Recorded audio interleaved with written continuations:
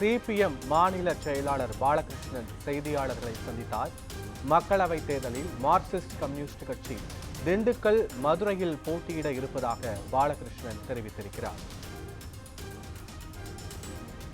இதுகுறித்தான முழுமையான விவரங்களை வழங்குவதற்காக எமது நிர்வாக ஆசிரியர் தியாகச்செம்மல் இணைப்பில் இருக்கிறார்.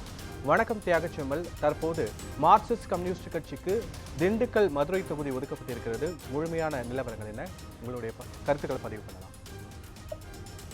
திமுக கூட்டணியை பொறுத்தவரை, இடங்களை பொறுத்தவரை அதே 2019 போட்டியிட்ட எண்ணிக்கையிலான இடங்களைத்தான் மீண்டும் கூட்டணி கட்சிகள் தந்திருக்கிறார்கள் என்பது நாம் அனைவரும் அறிந்த விஷயம்.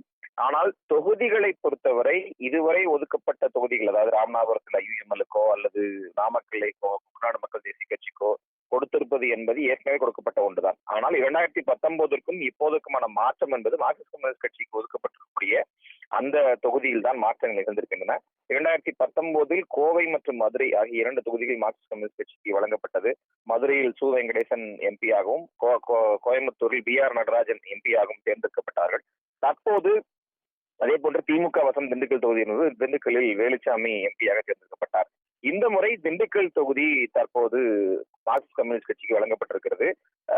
அதனால் கோவை தொகுதி திராவிட முன்னேற்ற கழகம் போட்டியிட போகிறதா அல்லது காங்கிரஸ் கட்சிக்கு, ஏன்னா இந்த 2 கட்சிகளுக்கு தான் அங்க அந்த தொகுதியில் வாய்ப்பு இருக்கின்றன, அல்லது இந்திய கம்யூனிஸ்ட் கட்சி கொடுக்க போகிறதா என்கிற கேள்வி தற்போது எழுந்திருக்கிறது. ஏனெனில் கோவையை பொறுத்தவரை இதுவரை திராவிட முன்னேற்ற கழகம் அதிமுகவும் நேரடியாக போட்டி போட்ட எண்ணிக்கை என்பது மிக குறைவான ஒன்றுதான். தேசிய கட்சிகளுக்கு தான் பொதுவாக அந்த இடங்களை 2 திராவிட கட்சிகள் கொடுத்து வந்தார்கள். அப்படி ஒரு கேள்வியும் இந்த தொகுதி ஒதுக்கீட்டின் மூலமாக எழுந்திருக்கிறது. கோவை யார் வசம் செல்ல போகிறது என்பதை பொறுத்துதான். மதுரை, திண்டுக்கல் என அருகருகே இருக்கக்கூடிய 2 மாவட்டங்களும் மார்க்சிஸ்ட் கம்யூனிஸ்ட் கட்சிக்கு வழங்கப்பட்டிருப்பதும், 2 தொகுதிகள் வழங்கப்பட்டிருப்பதும் மிக குறிப்பான ஒன்றாக நாம் பார்க்க இருக்கிறது.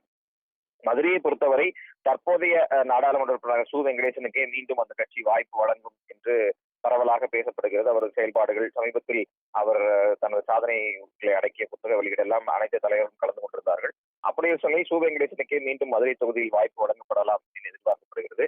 திண்டுக்கல் தொகுதியை பொறுத்தவரை பெயர் சொல்லக்கூடிய வேட்பாளராக மார்க்சிஸ்ட் கம்யூனிஸ்ட் கட்சியில் நாம் பார்க்க வேண்டும் என்றால், அது முன்னாள் சட்டமன்ற உறுப்பினர் பாலபாரதி ஒரு வலுவான முகமாக அந்த கட்சிக்கு அந்த மாவட்டத்தில் இருந்து வருகிறார்.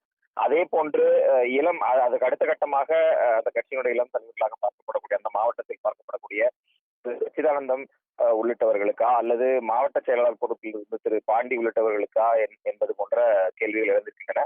ஒரு 3-4 முகங்கள் திண்டுக்கலை பொறுத்தவரை மார்க்சிஸ்ட் கம்யூனிஸ்ட் கட்சிக்கு இருக்கிறது.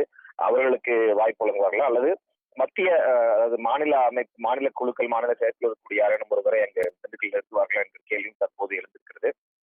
ஏற்கனவே மார்க்சிஸ்ட் கம்யூனிஸ்ட் கட்சியுடைய மாநில செயலர் பாலகிருஷ்ணன் தெரிவித்தது போன்று திமுக வென்ற திண்டுக்கல் தொகுதியை மார்க்சிஸ்ட் கம்யூனிஸ்ட் கட்சிக்கு, மார்க்சிஸ்ட் கம்யூனிஸ்ட் கட்சி வென்ற கோவை தொகுதியை அவர்களுக்கு விட்டுக் கொடுத்துள்ளோம் என்று தெரிவித்திருக்கிறார்.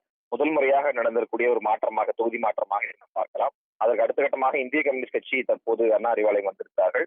அவர்களுக்கு ஏற்கனவே திருப்பூரும் நாகையும் தரப்பட்டு, திருப்பூரில் திரு சுப்ராயனும், நாகையில் திரு செல்வராஜன் வெற்றி பெற்று MP-களாக பொறுப்பேற்று வருகின்றனர்.